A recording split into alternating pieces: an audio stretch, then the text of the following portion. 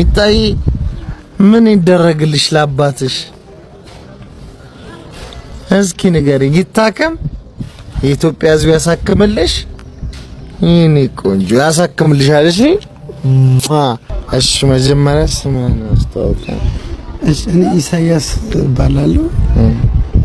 ከፍተኛ የልብ ህመም አለብኝ እና የስኳር በሽታ እንደዚሁ አለብኝ እና በቃ ከአቅሜ በላይ ሆኗል እና አልቻልኩም። በቃ ቤተሰቤን ማስተዳደር አልቻልኩም እና በጣም እየታመምኩኝ የኢትዮጵያ ሕዝብ ምንድነው የሚያመህ? ልብና ስኳር አለ። ልብና ስኳር አለ። ስንት አመት ታመምክ? እኔ 4 አመት ያለኝ መኪናዬን ሽጬ ምናምን ሰራ ነበር፣ ጅብሰም ስራ ሰራ ነበር እና በቃ ያለኝ ነገር ሁሉ መኪናዬን ሽጬ በቃ ከቤትም በኮሪደር ምክንያት ፈረሰብኝ። የት አካባቢ ነው? መካኒሳ አቦ ማዞሪያ ፈርሶብኝ ከእናቴ ጋር ነበር የምኖረው። በቃ አላንተ ቤት አንሰጥም ብለው እኔ ተከራይቼ ነው ያለሁት። በቃ አልቻልኩም፣ ልጆቼን ማስተዳደር አልቻልኩም። በቃ መታከምም አልቻልኩም። በቃና የኢትዮጵያ ሕዝብ እንዲተባበረኝ እና በቃ ለልጆቼ እንድኖር እንዲተባበረኝ ስል በቃ በእግዚአብሔር ስም ጠይቃለሁ። እና ባለቤቴ መስራት ትችላለች። ስንት አመቷ ነው ልጅ? እሷ 4 አመቷ ነው። ሁለት ልጅ ነው ያለ? ሁለት ልጆች አሉን። ያው እንዳያችሁት ባለቤቴ ታማሚ ነው። እኔም አሁን ስራ የለኝም፣ ቤት እሱን እያስታመምኩ ነው ያለሁት። ኮሪደር ቤት አፍርሶብናል፣ ክራይ ላይ ነው ያለነው። ማለት የምፈልገው ነገር ኢትዮጵያ ሕዝብ ይርዳን እና ይሄን የሚሰሙ የመንግስት አካላት መርዳት በምትችሉ ልጆቼን ይዤ ጎዳና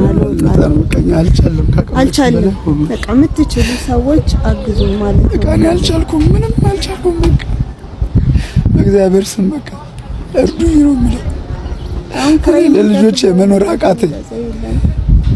ቤት በቃ ቤት በኪራይ ነው ያለሁት። ውዝፍ አለብኝ የቤት ኪራይ እና አልቻልኩም። በቃ አቅሜ በላይ ሆኗል። እየታመምኩ ነው። የኢትዮጵያ ሕዝብ እርዱ። ምን ያህል ይፈጃል የልብ ኬዙ ለማከም ማሳከም? እሱን እንኳን ተሽሎ ስራህን ልትጀምር ማለት ነው። ምን ያህል ይፈጃል? እኔ ያላሉኝም ግን አሁን በ28 ቀጠሮ አለኝ ለኦፕሬሽን እንትን እንወስን ቦርድ እንወስንላለን ብለውኛል እና በጣም በቃ አሁን በወር ራሱ መድኃኒት የማወጣው 19600 ብር ነው። አቋርጬ አሁን በቃ ለምን በቃ በጣም በእንትን ውስጥ ነው ያለሁት። ከአቅሜ በላይ ሆኗል።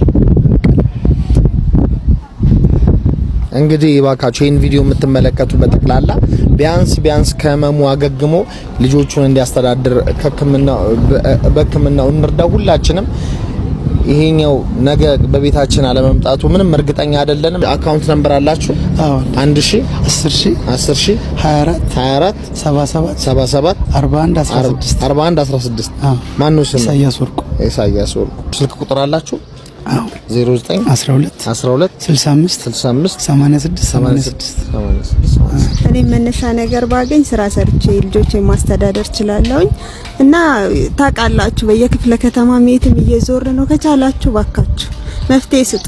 ምክንያቱም ጥገኛ ነው ተብሎ ነው ካለበት ቤት ፈርሰን ልጆቼ ጎዳና ሊወጡ ነው። አሁን ክራይ መክፈል አንችል፣ መድኃኒት መግዛት አንችል። መጀመሪያ እንደተናገርኩት ማለት ነው በቃ የምትችሉትን ሁሉ አድርጉልን። ለልጆቼ መጠለያ አንድ ክፍል ምንም ቢሆን እርዱም ማለት ነው የምፈልገው። አመሰግናለሁ።